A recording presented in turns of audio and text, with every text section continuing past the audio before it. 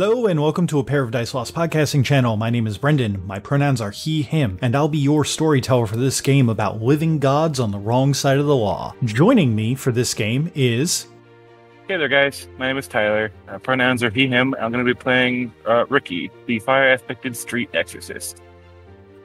Hi everybody, my name's Christina. I will be playing Elion. My pronouns are she, her, and Elion's pronouns are they, them.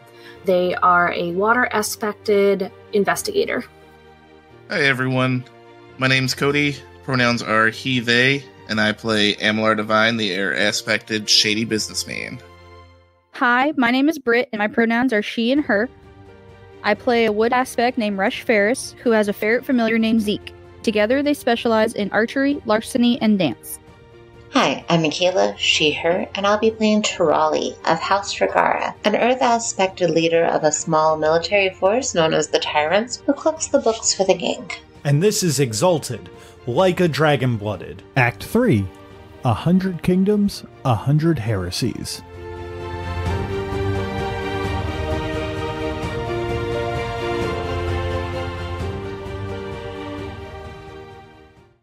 And eventually, the curtains lower on Act 1. Then, lights come up, people are kind of moving about, and another guy comes down, and he goes, and he kind of like slides through the crowd, and he's just like, excuse me, coming through, excuse me. And Divine, you are face to face with Devine. And he looks at you and goes, hey bud, listen, I saw you back at the thing. You're pretty much a dead ringer for my character. Would you mind taking my spot? You feeling a little under the weather today? Yeah, a little bit. The local nuts have kind of been not agreeing with my tummy, it seems. Also, apparently they might be filled with maggots. Yeah, I think I found one in one of... See, the problem is the vendor you got both of these nuts when obviously Son of these nuts is the better vendor. You should fix that. Absolutely. We are not going through Bofa no more. Yeah. If you're going to get a sack of nuts, you got to get a sack of quality nuts. Okay, so you're agreeing to help out then? I mean, the show must go on. Consummate professional, fantastic. I'm gonna go use the little Divine's room. I'll see you later. And he kind of takes you with him out of the stage over to the costuming department to get dressed and everything and get set up. Oh man. I can't wait to get out of these ramshackle robes for whatever their costuming department has. Wait, he's method. He's got good robes. I want to steal his good robes while I'm back there. These look like that they were imported directly from Lookshy. He's a method actor. Yeah, he's a method actor. He's definitely been paying other people to do bullshit for him, and has been going on gambling benders. He's gonna learn one of these days. So, in the next scene, they have it's Trolley and Devine talking to Tirali and Divine, as the both of you are back there talking to your own character actors. And they look to you and go, okay, we already talked to you about how big of a role that you're about to play in Act 2. The prison break is huge. Now remember, you're also supposed to kill the pirates that show up, though. You know, House Regara and all that. You know, you help out the Wood Fleet and all that. That's how you got back. Divine. Or Buddy. Because, you know, you have not given anyone your name. So he just looks at you and goes, okay, bud. So, obviously you volunteer yourself to go in to be placed in the anathema side of the jail. Now, we've been I've been trying to get as into character as I can for this Lookshine Prince of the Earth. I hear he's a real piece of work. Like, you would not believe the stories that they tell about him. Now, from what that I've heard from very, very reliable sources, this man can talk your ear off. He can absolutely get into the head of any of his enemies and cause them to go into a blind rage. Now, apparently that's how that he broke open the anathema ward in on the atonement prison back near the realm. So apparently he got into the minds of all these anathema there, forced them to go into a blind rage, break out his buddy, and then he kind of followed in their wake, pretended to be their friend until the end, and then Vanif, bam, arrow right through the eye. Not to define to the anathema.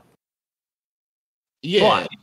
It was man. It was the Carols of July. What they called that plan, right? Yeah, the Carols of July. So yeah, I heard that was a good plan. I've been kind of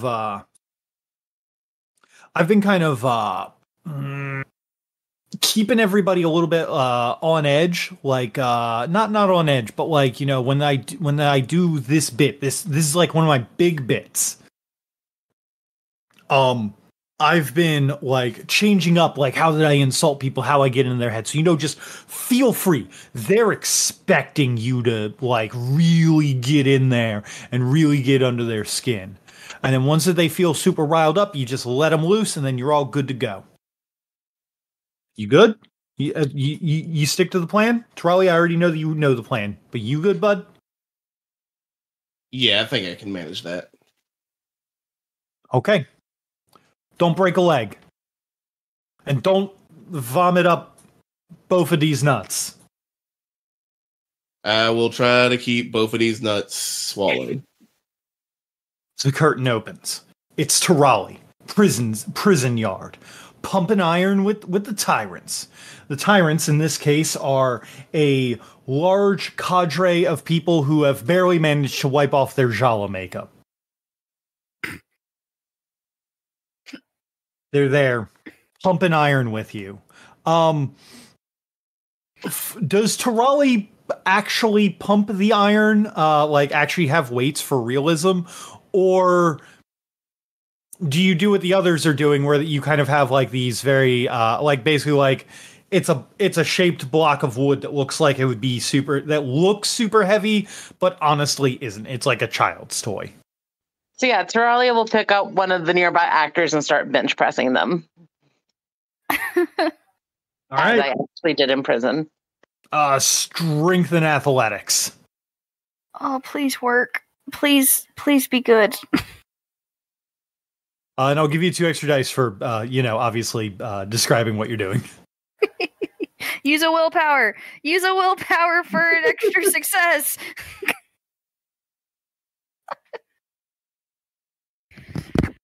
Pew! 10 successes. Oh, it's perfect. Oh my god. I love it. I will be very careful with the actor. Don't you mean actors? Yeah, you got one on each arm. Yeah, you can have one on each arm. Do you also want to start bench pressing some of the scenery too to make it even more impressive? Put one on top of your head in like a Buddha pose as you're doing squats. She's not bench pressing single actors. She just lifts up the plank that all the actors are standing on. Just deadlift the bench. As they're pumping their iron, I walk over to them on their bench and lift them and pump them into their. She's not doing push-ups. She pushes the stage down.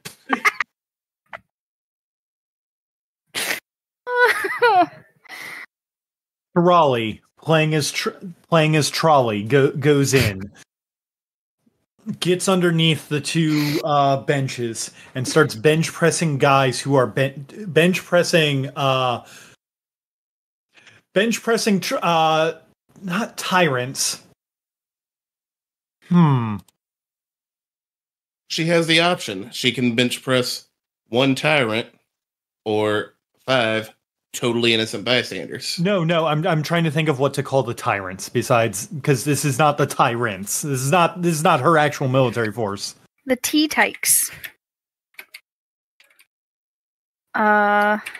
She starts bench pressing the T-ants. I was going to go with Tyrannosaurs. The what? Tyrannosaurs. The Tyrannosaurs, okay. You start bench pressing the Tyrannosaurs while they are bench pressing, and for a moment, they are very confused, and then they kind of start leaning into it, and they, like, this entire bit is going on, and you can hear, like, applause coming around at this display of strength. No one has seen something this strong before. In the process, eventually, there is the sound of a whistle coming through as the boat docks, and being led in is the rest of the crew, minus Rocky, who was already here. Rocky's actor comes out and looks to Trolley doing her bench presses. Just goes, "Oh yeah, bud, that's some pretty good shit there, bud. You're doing a pretty good job. What do you say we make a run for it, eh?" I have nothing to run from, but if you need help, I can help you. "Oh yeah, bud, you know, my best bud, Menchie, he's up in the big wing. We gotta go and get him, but then after that, we make a break for it, get back to Chiaroscuro. I'm sure I can get a good deal with you with my boss. Be set for life." And then he starts kind of he pulls out of his pocket a bunch of falafel and starts like raining it down on the prison yard. And as this happens, a lot of the hungrier prisoners are kind of running and grabbing at the pocket falafel. Oh yes, I'm sorry, the pocket waffles. He has some Ches covered waffles in his pockets. So Trolley will be like, "Let me lead you the way through my prison. I'll show you where to go." "Oh yeah, thanks a bunch there, bud. I do certainly appreciate it there, eh? Let's go rile some of these people up, what don't you know?"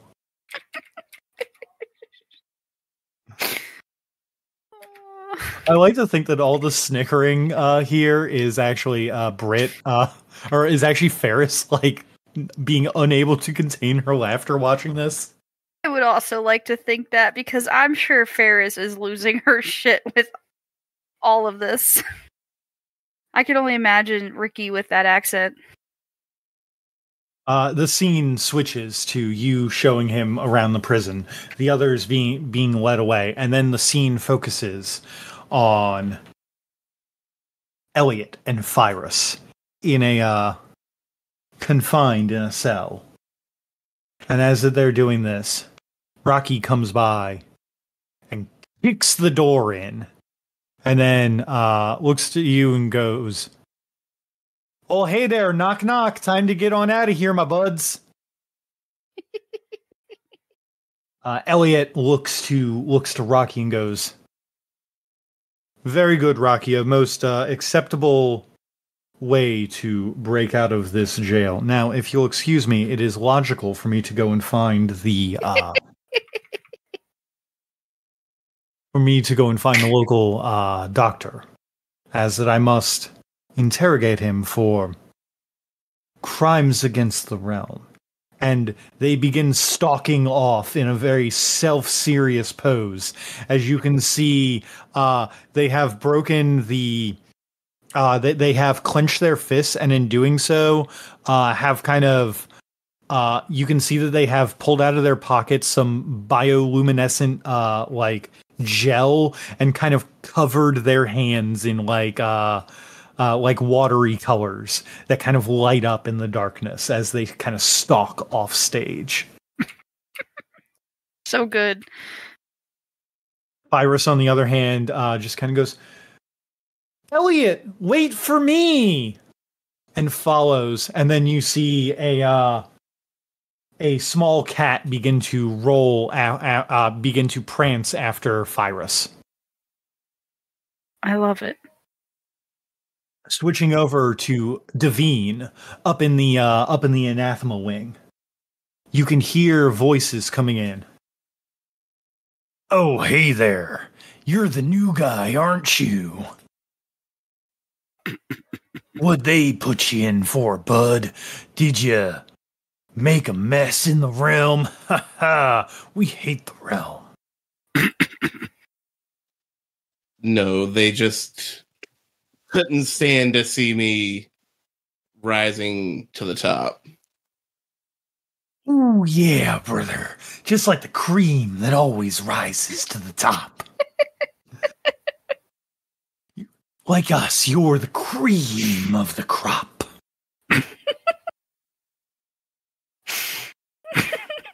I don't think I'm anything like you. See, you say us because you need those around you to make you better. I don't even stand in the bucket of cream. Shit, that sounded a lot cooler in my head. Listen here, brother. You can't take my bucket of cream away from me. I only get one of those a month from the warden. He's a real stickler about the cream. Well, not only am I going to take your bucket, I'm going to throw it on your face. And you're going to realize that no one here respects you. And I want to do rumor dredging gaze on the actor. Okay. That's a read intentions with double nines. Okay.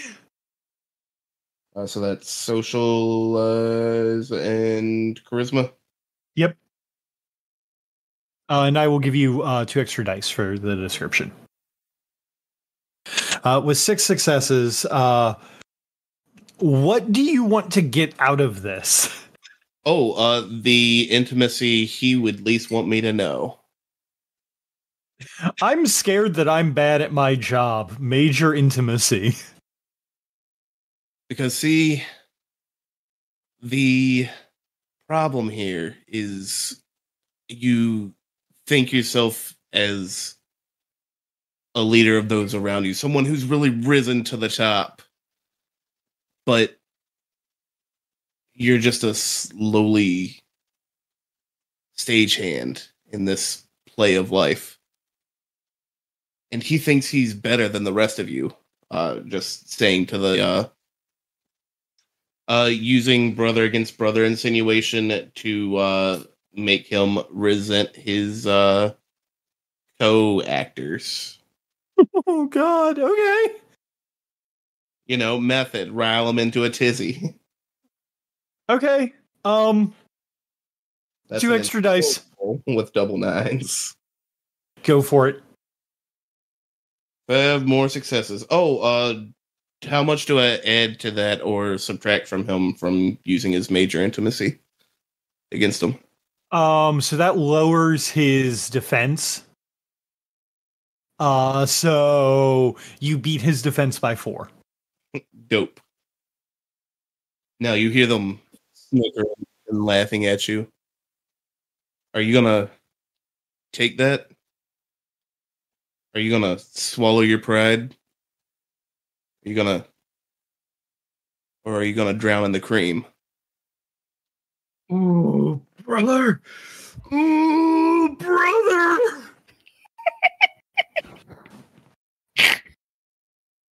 There's a sound of plywood cracking as a man half your size and half your strength goes into the equivalent of, I can only say, a nerd rage, kicks the wooden door in half the wrong way. So it does not look like he has kicked the door open. And he starts grabbing pieces and starts attacking bits of the stage. In doing so, he is opening up the way for other things where that little people are kind of filing out, and then a large door is open where that a bunch of smoke kind of pours out onto the rest of it, and he is kind of lost for a moment in the smoke as the curtain falls and it rises again, this time on Rocky's fight. No, it's Ferris Mike. Like So it's- FRROUS. I get it. It's Iron Mike? Ferris Mike. Yeah. No, I like Iron Mike. Iron Mike just works. And this is for Iron Mike. Yeah. I don't remember how to pronounce or spell Mike. It's Mike with an extra I. Oh Jesus! No, I actually, you know what? I do like Terali's one. Iron Might. Okay. Yes. Iron Might. You can see that they are clearly stage fighting. Oh, hey there, bud! You're doing so good there, don't you know? And and Iron Might just kind of goes, "Oh yeah, bud, you got this. I believe in you. Let's give them a real good show. Yeah, let's go." And then this is kind of continuing for a little bit until in a hose of water, as that water rains down from a large from a bunch of buckets that have been thrown over the crowd, comes a kind of like jumping down from like a second stage and into a very fake looking martial arts stance is an immaculate monk. Now you fight me. Let's see, his name was Fidelity and Castigation. Fiddler castration. Yep, that's actually what I was thinking. Now you fight me. Fiddler Castration. Yes, now you fight me. Water Monk. Fiddler Castration. And then they kind of go into it. It's a really cool fight scene. On the background, Terali and her Trolley and her Tyrannosaurs are causing a large commotion in the background as that Carol July's boys and everyone else are kind of coming in and kind of making this kind of like circle pit, essentially, that only opens up in the front. So it's more like a semicircle pit, so the audience can see it. And as you're doing that, Trolley, what great line do you give to the Trolley? What great line do you give to the Tyrannosaurs to inspire them to fight Carol July's people? Remember, men, in this world, it's either milked or be milked. Don't give them an inch. And after this, we can go get nudes. And then the Tyrannosaurus battle cry. Okay. This proceeds for quite a while, continuing on. Eventually, you all break out Menchie from his jail. He makes you all steaks. They're great. And then, scene swipe. You're on the port. The anathema have been taken care of. Elliot is hurt and full of surgical tools, but will be fine soon. As they're sitting down to eat a cream puff. And there is a large suit of armor comes walking out. Clank, clank, clank. A crowbar over its arm. I am 10,000 scales of judgment. And I'm here to tell you, justice will prevail. And points the crowbar at you all. The fight goes on. It's long, hard won.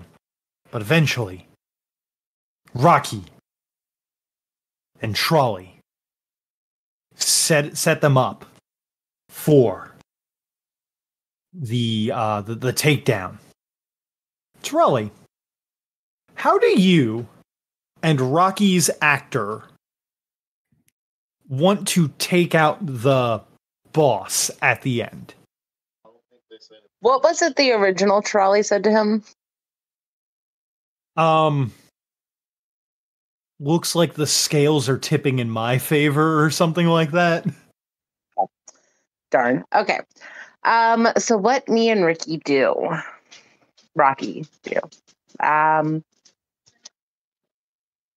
So I'm going to look to Rocky, the actor, and just kind of whisper, just go with it. And I'll grab his hands. I'm like, we got this, bud. His skills are going to get tipped for the last time.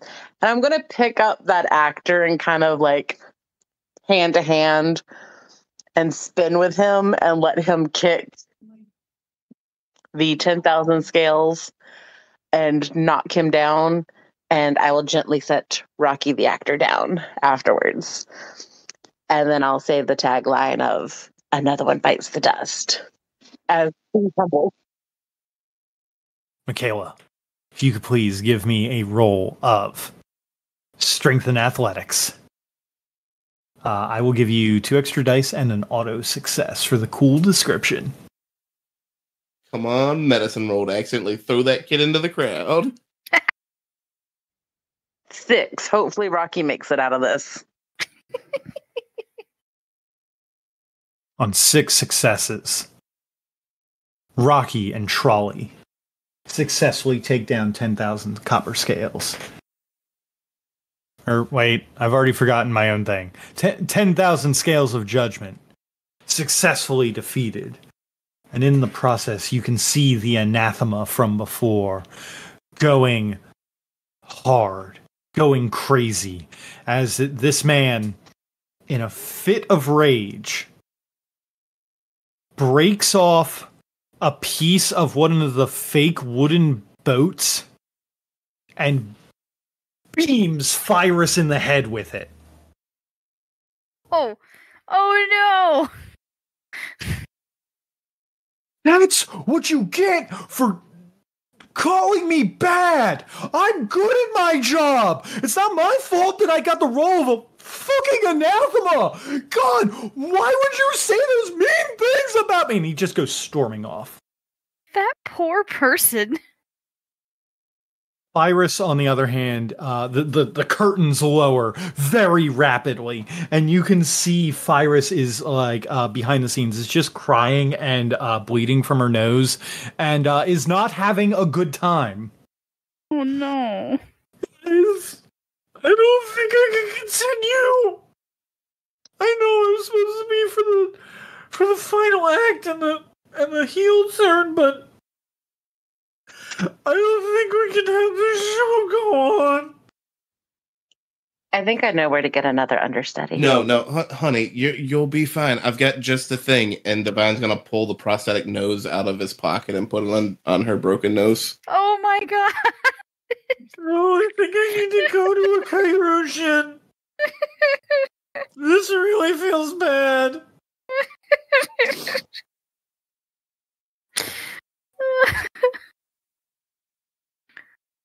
I appreciate the help, though. We were looking for that.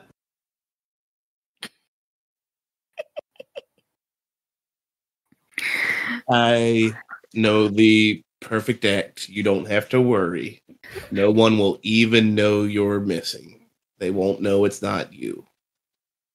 That sounds great. I feel like Tarali's already like gone out to the audience and just picked Ferris up and started carrying her back. Is that what happened? Because that's what that's what's happening in my mind. That is what happened. She's already on the stage. Ferris, what is your reaction to this? To what part? Getting picked up and brought backstage. I mean, as long as I know it was Tarali, I'd probably just kind of like freeze and be like, what's going on? And like ask a bunch of questions. So, Ferris, you are brought back. You are geared up as Phyrus. The person for Trolley and Devine look to you and go, "Oh man, that really sucks. What happened to our Phyrus? But yeah, you look good enough. You could probably pull this off." Okay, so have you seen the play before? Yes. Fantastic. Then you already know all your lines, right? You know about the heel turn, the murder of your own brother, how that you were actually the culprit, how that you were the big bad person all along, and then at the end of this, Ricky and his secretary, they go off, they get married, and they have a bunch of kids. That's the epilogue. Oh, I never stayed for the epilogue. I guess the epilogue, that's the best part. That's when everybody takes their clothes off. I'm joking. This is a little stage humor here. I got you there. Okay. Okay, so you're cool. So you know how to do the proper heel turn, how that you have to like really put on the villainous mask. Like you've been kind of she like our other Phyrus could really hold it together, but this one, like you know, these are some big heels to fill, girl. Go ahead and give me a quick recap of how you see this vision.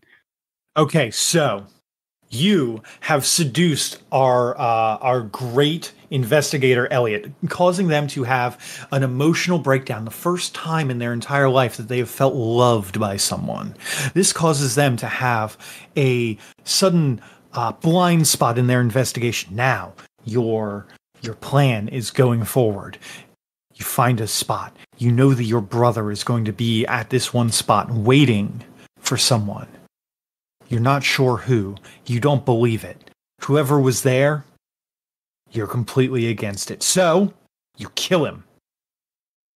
Then, you pin the murder on someone else. You make sure that Elliot knows that you definitely didn't do it by creating your own alibi, by seducing Elliot further. Then, so, after that you have successfully done that, then it's up to everyone else to put the pieces together that you were the murderer all along. That is when Vanish Sid comes in and reveals to everyone that you were in fact the murderer all along. He points to you. You know that the jig is up, and that is when Devine gives his classic line. What's that line, Devine? I would never bet on that happening. Finger gun. You got it in one. Also, I really appreciate the addition of fire wand fingers. Ooh, that's good. I like it. Oh my god. Also, how do you guys feel about pyrotechnics? I bring my own everywhere I go. Good. Okay. Excellent. Do you have your piece on you? I keep that thing on me. Okay, good. If you keep it on you, then no worries. When you do the line, you shoot her, and he points at Ferris. Don't worry, we're gonna drop some extinguishing gel on her. She's only gonna be ablaze for like a second most. Ferris is just gonna stare at Divine with a slightly concerned look. And then look back at the guy. Do you really catch the actors and actresses on fire? Well, no, we've never had someone with a fire wand before, so this is going to be a first. But we've had the extinguishing gel for a while. And it works? Yeah. How do you think we extinguish our campfires? Uh-huh. All right, so you guys are all good then? You guys know your roles, right? Basically, I need to seduce Elliot enough to hide the fact that I'm the murderer. Correct. And this one's a little bit harder to do because this is where all the emotional investment comes in. So if you feel like that you can change something to make it your own, kind of make the story a little bit more believable to the people, go ahead, man. Trolley and Devine here have been here, and sometimes you just gotta kind of wing it sometimes. So whatever you all want to do. For the record here, what that I'm allowing you guys to do is to actually change the ending of this story to be more truthful to what has actually happened. Okay, so you guys are all good to go? Good. Break. Go. So, like I said, I'm going to give you guys the opportunity to change the story in whatever ways that you see fit. The actors here are going to go along with you. Most of these roles are going to probably be either charisma or manipulation and performance, since this is still acting. And while there might be some roles that I will call for athletics or something like that, most of them are going to be performance-based because this is still a play. And knowing you guys and wanting to possibly get your good name cleared with the populace, I think that you guys doing that would here and now would probably be for the best. Because, you guys have the opportunity to do that. I just gotta figure out how I want to fucking do this. Time to hit him with the baby doll dance. Okay, so it opens up. Calibration. We've been here before. We all know what happened during calibration. This was literally last summer for us out of character. Hey, calibration. Elliot and Phyrus go on a date. It's adorable. Menshi's there. Rocky and Menshi go on a bender. Trolley beats up a behemoth. Devine is told that he must marry a woman and look shy. And he looks forlorn to the skies. But why? Me! It gets to the point where that Phyrus must kill Beeler. Ferris, what do you do? Do you change the story or do you go along with the script? I think she's going to change the story. And I don't even know how I want to do this. Instead of her, quote unquote, killing her brother, she's going to go, basically, instead of like where he goes to his meeting point, shoot him, she's going to go to his meeting point and meet up with him. Ooh, and twist. In secret, kind of off hush hush to the side, but like loud enough for the crowd to hear, obviously. Mm-hmm. Because has it been in the play where some like the money goes missing and stuff? Yes. Okay. So Phyrus is going to look to Beeler in order to find out who stole the money. Fake your death. And she's going to hand him, I guess, one of her fake arrows. He looks to you, shocked, both out of character and in character. Hey, fake my own death, but Phyrus. What a genius plan. Ooh. And he takes the arrow and he looks to you and he goes, I will do this. For you, my sister, who I love very dearly in a platonic fashion. Hiya! And you can see that the man like takes the arrow and kind of like puts it underneath his shoulder. Through the heart, I have slain myself. And Ferris is going to like look to the crowd, do like a finger to her lip in a hushed tone, and then like back spring out of the scene. Yo, give me that Dex and performance. Because I want to also see how much the crowd buys this. Because this is where things are getting goofy. Deck for no, I'm gonna say charisma and performance. Okay. So charisma. I know I said Dex and performance, and that's because I immediately went that handspring. It has to be Dex. Well, either way, it's only like 1 point difference because my charisma's 4 and my Dex is 5. So okay. So 4 for charisma, performance is 5. I'm going to spend. Where'd my pencil go? There's my pencil. Boop.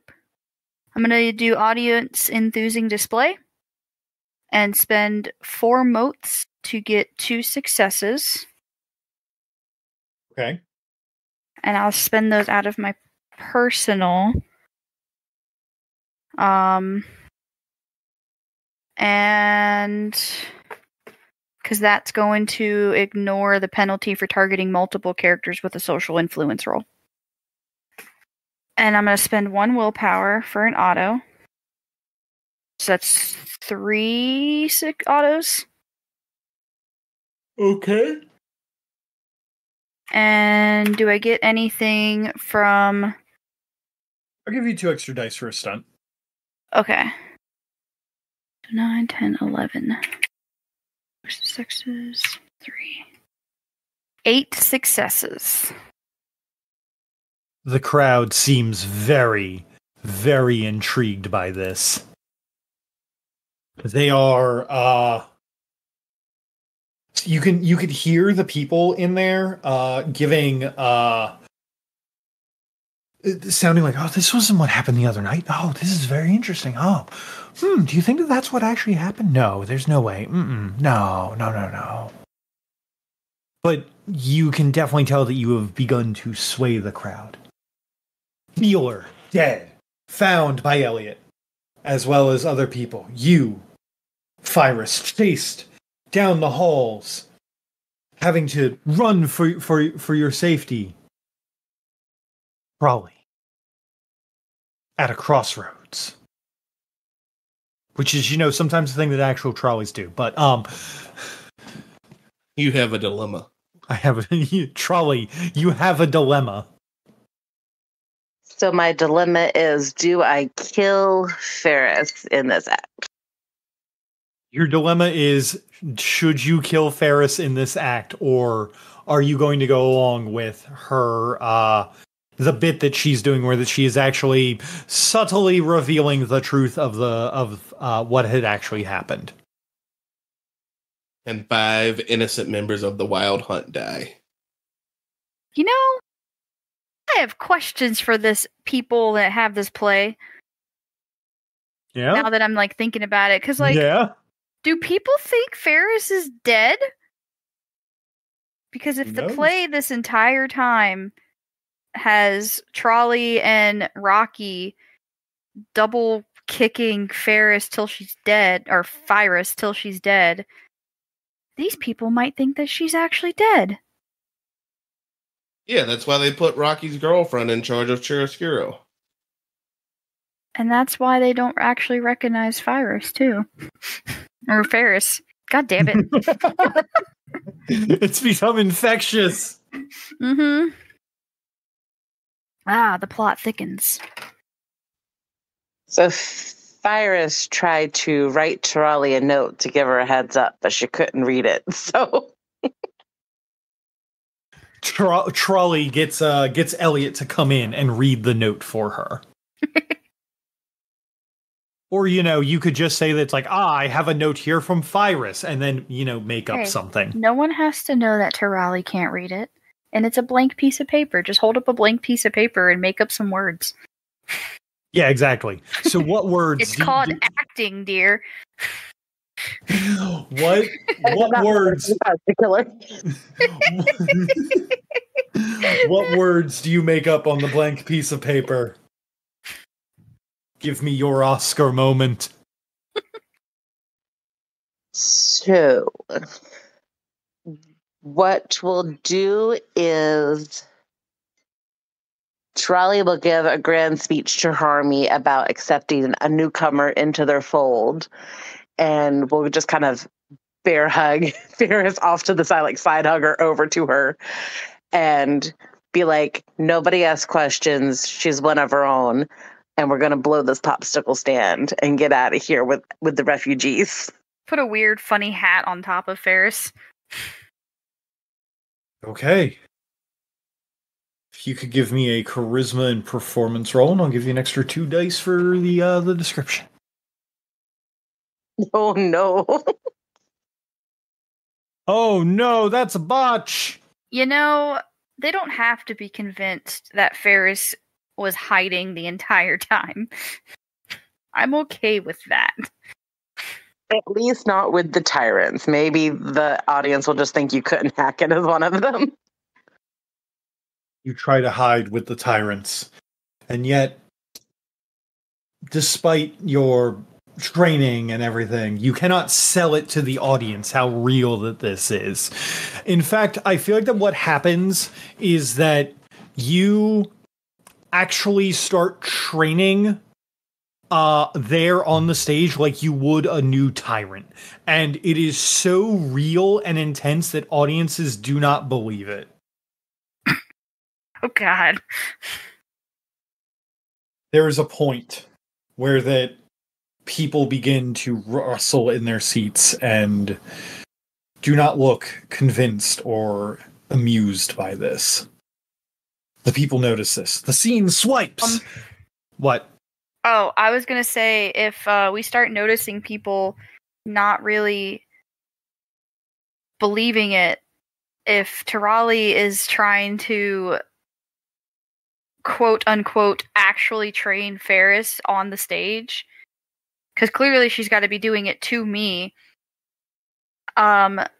Ferris can, like, kind of have it, like, click in her head, be like, oh shit, this isn't working, and then kind of pop up and out loud be like one of those, Tirali, great idea. I can just blend in as one of your men.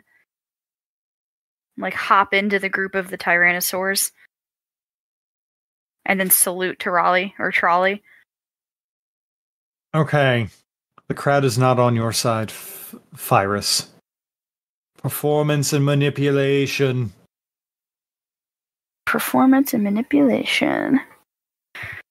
I'm gonna spend 4 more motes for 2 successes using audience enthusing display. I'm not gonna spend a willpower. And I'll give you 2 extra dice for the description. 5 successes. Okay, with 5 successes, you are able to calm the people down. Maybe not fully convince them of this change of action, this change of course of action, but you are able to calm them down. They are now brought back to a more neutral state. All right. Next, we scene swipe over to Devine, who is helping with managing the funds and the people as a large burly woman comes walking out, carrying the fakest looking red jade dye clay that you ever did see. I would like 1 room for the entire Wild Hunt, impropriator. You can see in the background your friend, Cat a Coke. Oh no, Devine. That's my ex-wife. Don't let her stay here. She'll put an entire Wild Hunt in a single room. And not pay. If you all want to stay in a single room, you have to pay the extra betting fee. It's going to cost... How much did it wind up costing? A talent? A talent, yeah. It'll cost 1 talent. 1 talent of jade, impropriator. This is an impropriety to my own savage nature. But it will have to do. Do you take guild silver here, young man? The guild's money is not good here. Well, that's a shame, because that's all that I have. And they throw a bag full of, like, it's got some, like, jingly, like, basically the bag has bits on the outside that jingle, but they throw a bag of down feathers at you. What do you do? Do you catch it? Do you go falling over by the weight of the silver in there?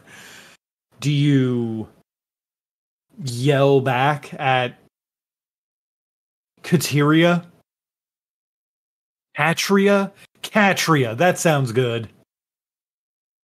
That sounds like an actually almost serious play name. Devine sidesteps the bag of money and takes the single in-room key off the table and stage swallows it, making a loud gulp. No jade, no bedroom. Well, this is simply unheard of, improprietor. This is not how that you do business here. And she kind of leans in. Yo, dude, what the fuck are you doing? I'm gonna palm her one of my decahedrons. Fine. Ooh. If you don't have the talent, then just you hunt anathema and demons. You must have one of the decahedrons I'm looking for my collection. Then it's a gamble, is it, improprietor? Fine, let it not be said that Kachiria is not a gambling woman. If I win, you will give us our rooms and go back to the regular fucking script, bud. And if I win, you're all gonna owe me until you've paid me a total of a jade talent. And then roll the real fucking dice. She looks at you and just goes, "This is like for the play, right? Because there's no way I can get you a jade talent. You know that, right?" My dear Catria, you're the leader of the Wild Hunt. You have that red jade dagglaive right there. Just pay up. Oh, I see. You wish to bet for the volcano cutter. Ka-ching, shing, swing. It moves through the air like cardboard. Swing, swing. She sets it down. You can see on your side of the stage that she smashes her hand down alongside the air quotes diclave to make it sound like that it crashed into the ground. Well, if it's gambling that you want for the diclave, we can certainly do that. Give me one of those dice. Oh boy. Gonna give her one of the dice. Okay. You guys roll off. How could this possibly go wrong? How could it possibly go wrong? I got a 9. I got a 2. That I'm gonna... Wait, they're the real fucking dice. I can do it the real way. I don't have to tip it. You know it doesn't look good when the Wild Hunt wins. We're supposed to be the heroes here. You didn't actually roll better than me. Ah, yes, I see. You rolled a 2. It's so bad for your luck, but I got a 6. Wink, wink, wink, wink. Wink, wink, wink. Do your thing. Do your magic. Look again. And then use my, I'm gonna actually use a, use charisma and, Socialize presence?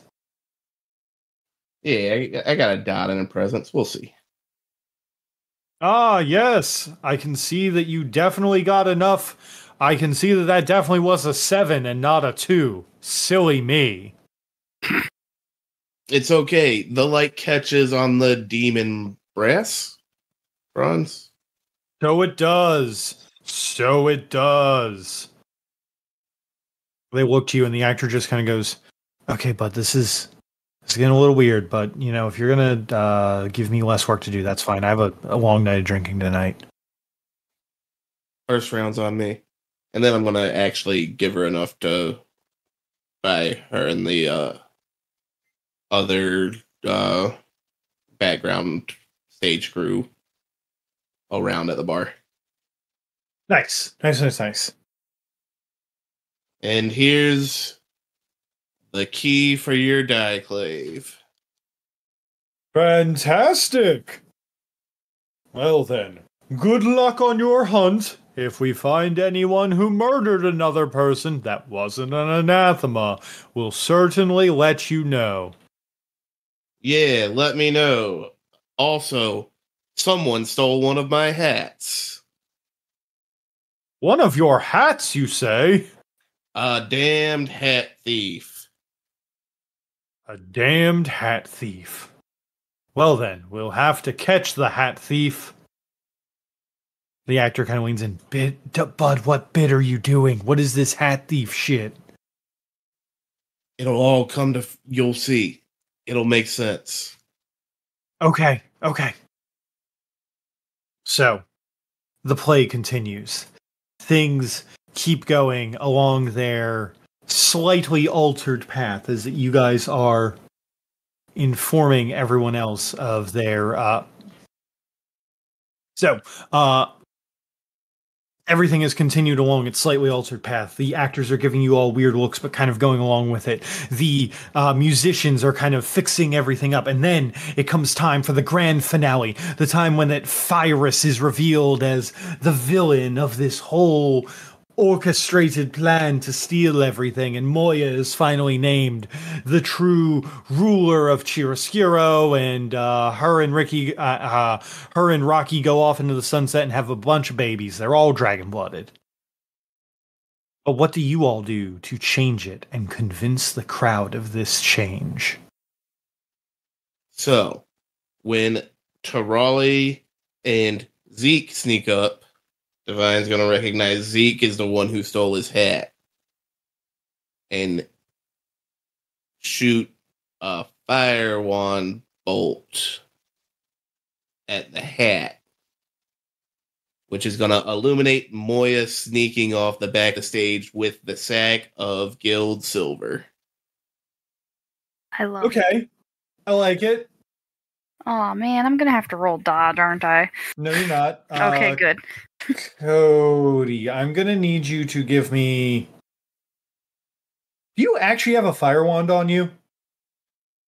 No, I'm going to just actually cast a fucking fireball out of my fingertips. Oh god. Oh, with the lore bolt? Yeah, with a lore bolt. Okay, give me a lore bolt roll then. You need to pick up like a piece of like wood or something to make it look like it's a fire wand. Yeah, you should probably do that too, because they don't know that you guys are actually all dragon-blooded. Yeah, I don't think we want to like freak them out. I don't think they would freak them out so much as it would be like, oh, the jig might be up, these might actually be these people. Well, yeah, that's the point. Like if they think that it's actually us, they might freak out. Oh shit. Yeah, before we go on stage, Divine's gonna grab one of the paper roll tubes that they use for, the bulk background sheet paper decoration shit. Mm-hmm. Just gonna grab one of the leftover tubes and shove it up his sleeve. Okay. That way the keen eye will, though it'll look like he's shooting a lure bolt, the keen eye will notice the fire wand barrel sticking out from under his sleeve. Ah, okay. And he's going to point at Phyrus? Yeah, Phyrus. He's going to point at Phyrus and say, "My name is Amarillo Devine. Devine. My name is Amarillo Devine. You stole my hat. Prepare to die." And then shoot a firebolt at it.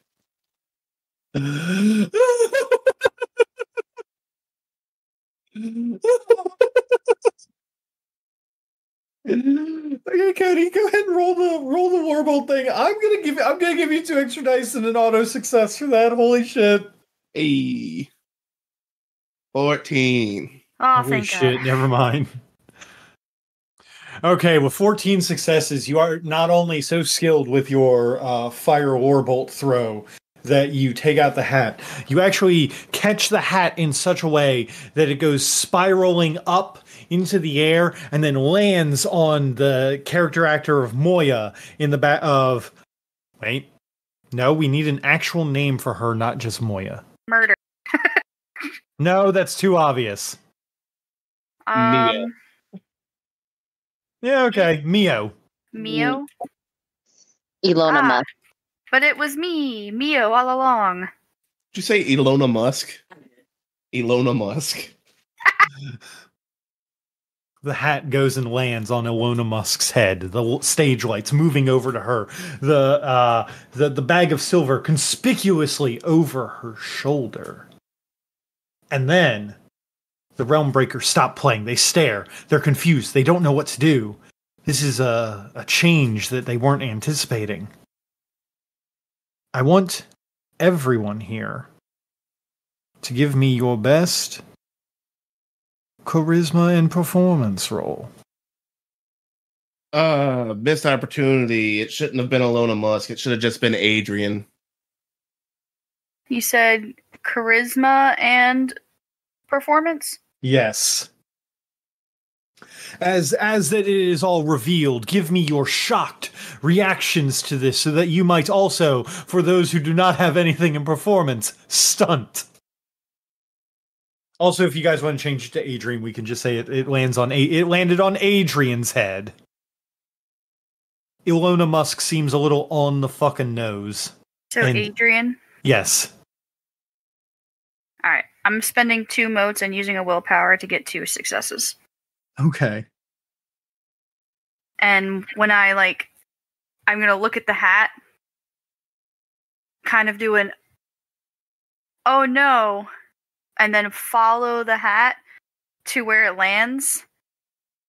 And then when it lights up Adrian and reveals the big secret, Fyrus is just gonna go louder and more dramatic. Oh no! As she points to Adrian. Divine. Okay, Britt, I will give you 2 extra dice and an auto success for that. Okay. Divine is going to watch the hat land on Adrian and then turn to the crowd. I would have never bet on that happening. And then fire bolts into the air like he's Yosemite Sam. I really almost expected you to just be like, yakety schmackety doo. I'll give you 2 extra dice, Cody. Okay. If I involve talking to the Tyrannosaurs and riling up them, can I do charisma and presence instead? And even so much the audience trying to get them to turn against her. Yes, but it's not going to be as effective as if it was with performance. Can I hype them up? Like, as Tarali's trying to convince them, go with looking at the audience after I do mine, and start waving my hands, like, trying to hype them up? Let's wait and see how that Tarali's goes off first. Okay. With you trying to hype up the Tyrannosaurs and everything, I will give, with that description of it, I will give you 2 extra dice. Big money, no whammies. All right. So I'm going to blow 4 motes to give myself 2 auto successes with glowing coal radiance, which is a presence charm. And lets me reroll 10s. Okay. Seriously, that's it. And basically her rousing speech is, oh my god, how could she do this to the realm, to the people? Yo, Adrian! To Rocky. Okay, I will add on an auto success to that because you did. I figured that should have been included in the stunt, so I will upgrade that to a 2 stunt so you can have an auto success. So that would be 5 for you. Okay. So, you guys see the murmuring of the crowd. They're all, what? How could we have seen that coming? That seems so out of nowhere, like no one planned this. What's going on? Right, but it's interesting, right? It's definitely different than it used to be, right? Yeah, she did seem a little suspect and everything, and yada, everything.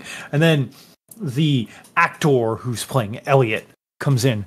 Ah, yes. While that I was working with Vanish Sid, we discovered that there was a secret that we could not reveal to you all until that we had determined that the thief was, in fact, Adrian. You see, for she is and you can see that they're kind of like trying to figure out a thing, and then the guy who's playing as Ricky, Rocky, kind of comes in, and he's just like, "Oh yeah, don't you know there, Elliot? You see, my girl Adrian, she's from the West, and she came back out here after she got into a little fight out in the Skull Island archipelago, and it's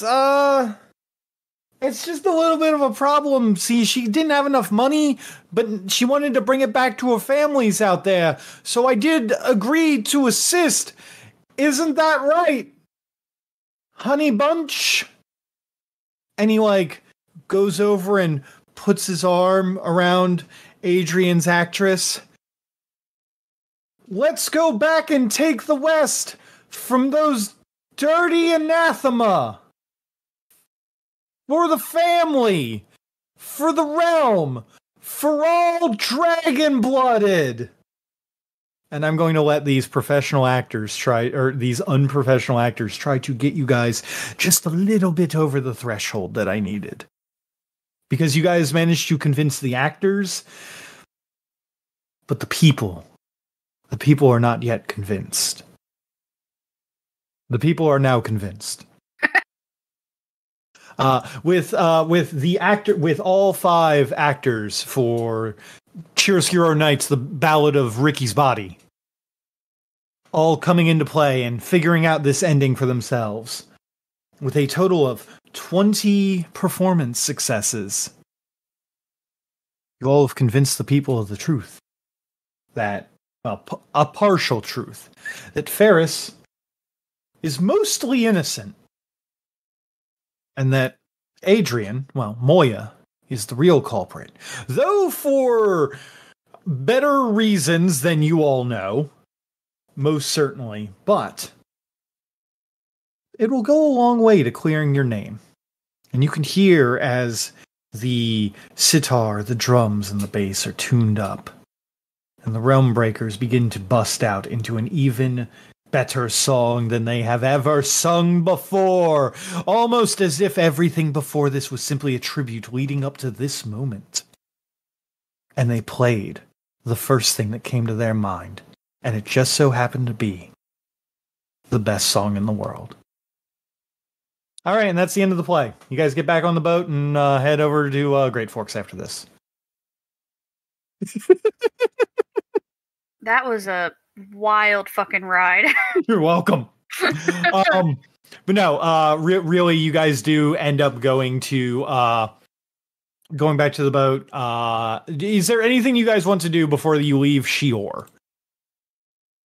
I just want, as we get back on the boat or leave wherever that they can't follow us anymore, as Ferris is walking away, I want Zeke to pop his head out the back of her shirt and wave to everybody as like a whole ha-ha. You wave to everybody as you all are getting back on, or Zeke waves to everybody as you all are getting back on the boat. Now, the only people who are aware of this fact about Zeke being a thing that exists are, in fact, the Realm Breakers, the writers and partial performers of this rock opera. And as soon as the 3 of them see, these 3 punks see that happen, they all stop and look to each other. and just shake their heads and go, nah, that couldn't be her. Could?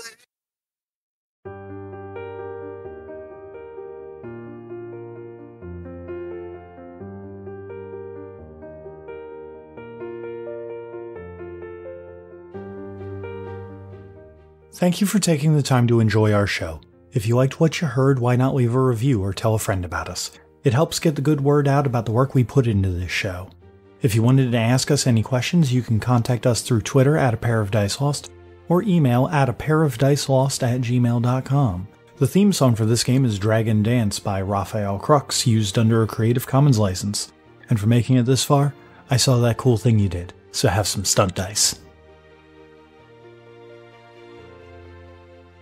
Oh, I don't like that at all, Britt. Yeah, it's terrible. I'm just gonna use my phone to type because I cannot type on that. It's awful. No. Imagine sitting here and trying to do it and not just watching it on a screen.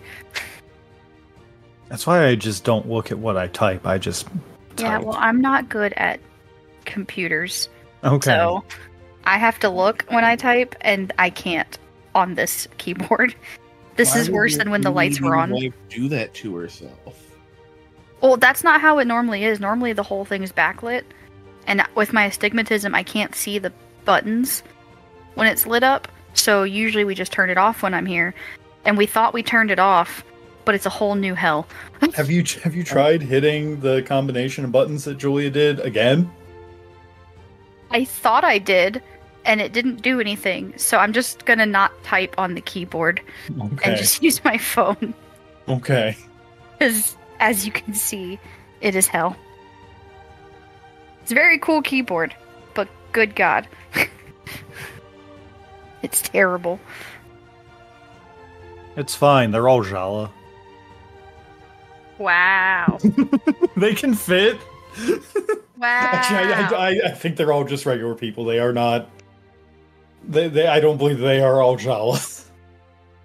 Are we doing the Fire Nation play arc here, Brendan? Is that what we're about to do tonight? The Ember Island players? Yeah, is that what's about to happen tonight? That is what's happening right now, yes. God damn it. I can't even. With which part? All of it. Just all of it. And this GIF. I can't stop looking at it. And I hate it. You just weren't ready for me to pick out of the ether Chiaroscuro Knights the Ballad of Ricky's Body. I wasn't ready for that. You got me, and I was sitting here trying to get the keyboard going, and you said that, and I lost it. I had to mute my mic. Just quietly, losing it over here. I need you all to know that I picked that out of the ether 5 seconds before I said it. So good. Perfect. I can't believe that joke got off. I literally, and just to let you all know, this is. So I have a random name generator that just kind of works phonetically. So sometimes it'll give me very weird non-words, but this is the word that this is the first one that popped up when I clicked the button for random, and I was like, that's my in name. And then as soon as I said it out loud, I was like, oh, I need to make a nuts joke. It's just funny because I'm eating cashews over here. So it made it worse. Every time I looked up at the cashews sitting on the desk, I lost it. See, I think one, it's Britt's actually eating nuts right now. And two, I wasn't expecting it because I was like, haha, that's dumb Sunny D reference. And then but nuts on the end. See, I also thought it was a bad Sunny D reference until he added the word nuts at the end, and I was like, oh no. I was wrong. You got both of these nuts when obviously Sunny's nuts is the better vendor. You should fix that. Absolutely. We are not going through Bofa no more.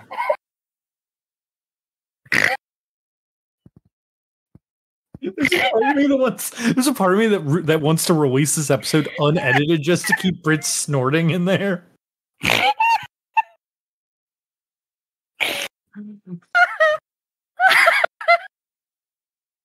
No, you just make sure to grab some while you're editing for the sound.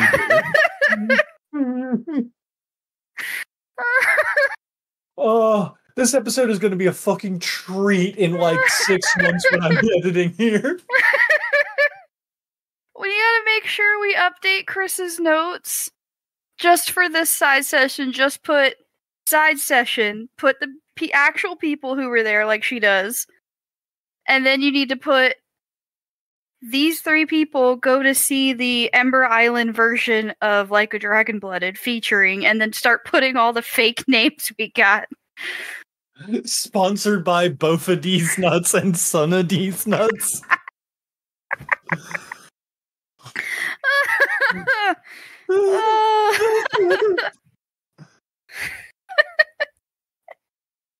Oh, man. Brought to you by the podcast of Lost and Found Dice. Oh, it hurts to laugh. You're welcome. I'm glad that this is apparently a hit. Dude, I don't care if I have any roles in this. I am enjoying every fucking bit of this. Fucking Cody with the Bofa D's nuts. If you're gonna get a sack of nuts, you gotta get a sack of quality nuts. Clearly. Bofa D's Nuts. I will try to keep both of these nuts swallowed.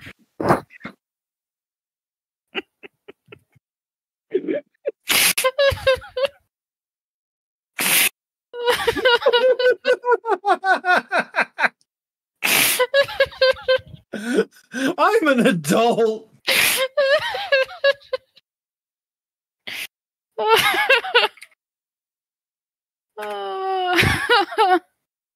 How long have we been recording? Okay. Oh my god. About an hour and a half. Jesus Christ. I can't believe this is gonna be 2 episodes. I can't wait.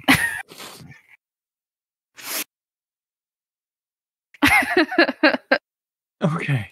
I'm just gonna come up with names as I can remember which ones we need. I'm sure that Chris, Alex, and Tyler are gonna be like, "What the fuck even happened?" I think Chris will be able to figure it out by the Ember Island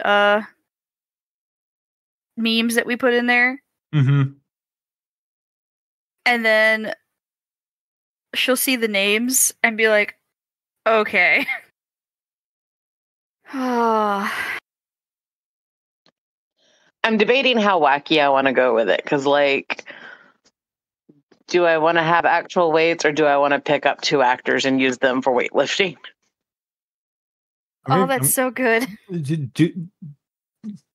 You've been listening to me and Cody be making Bofa and some these nuts jokes this entire night. Go as wild as you want. Please do. Yeah, you've been choking that down all night. Go as wild as you want. You're so good at keeping your nuts down over there. Oh my god. Y'all don't want to know what he just suggested. Oh, but I do. Charali looks over the tyrants and into the crowd.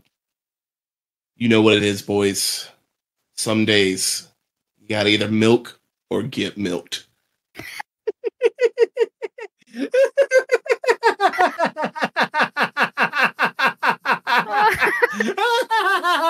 Oh my god. It has come full circle. Do you say that to Raleigh? Which is just an American bald eagle. I'd like to point out, Fun fact, the bald eagle screeching noise is not actually a bald eagle that they use in movies and shows. It's just a hawk. Yeah, but they actually do the bald eagle. Even better. Oh. So you're saying the shock of it didn't make you drop your nutsack? No, it didn't. I still have my nuts. She kept her grasp firmly on her nutsack. Firmly grasp it. Firmly grasp it.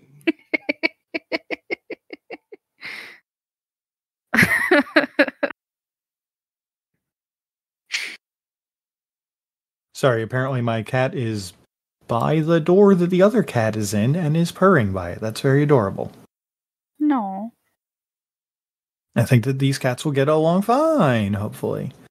Or he's luring us in. Anyway, so. He's pulling a Ferris and just trying to manipulate you. He's just trying to manipulate Elliot. We're going to make Ferris die of ligma. Please don't. That'd be really hard. The ligma's over in the next town. Oh God! It would take 2 days horse ride just to get over there. I quit. I've been missing goofy sessions like this. I don't get to do this as much in fucking Exalted. It's so easy in World of Darkness, but in Exalted it is like, ooh. Which is funny because, you know, World of Darkness is supposed to be dark and depressing. Yeah, but that was Foster's Australian for helicopter, Cody.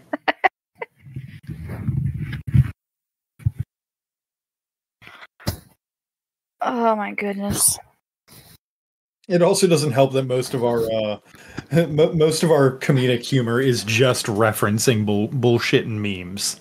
Mm-hmm. Yeah. I feel sorry for the listeners when they have to listen to these episodes. Why? I feel great. Yeah, I mean, obviously we should put a thing on here like, hey, these 2 episodes, don't listen to them while you're driving. Oh, yeah. And then Divine shoots Ferris with a fire wand.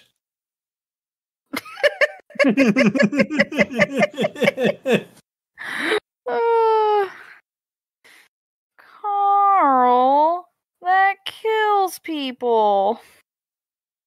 Just, I'm gonna use sleight of hand to palm her a jade talent. Just fucking go with it. You've got money. I wait. No, you do not. You do not have a jade talent on you. Okay. Do like a green piece of paper or something, or a rock painted green. I forgot what the conversion is because we stopped using actual money terms. No, that's fair. A jade talent is a huge amount of money. Just you don't get a small loan of a million yen. Man, not using money anymore really screwed up my knowledge of this money. I know. I know we were using yen because I have 4,000 yen written in my inventory. It would be 10. One jade talent is worth 10 million yen. So, you know, do with that what you will.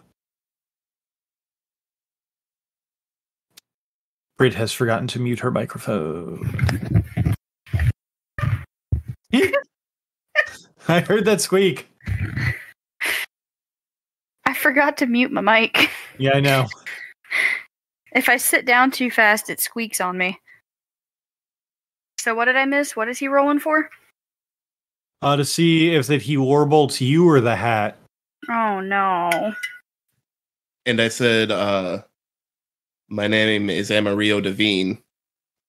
You stole my hat, prepare to die. Alright, let me look at what I got here in case I need to soak something. Oh yeah, there, don't you know? That's my girl Adrian. She's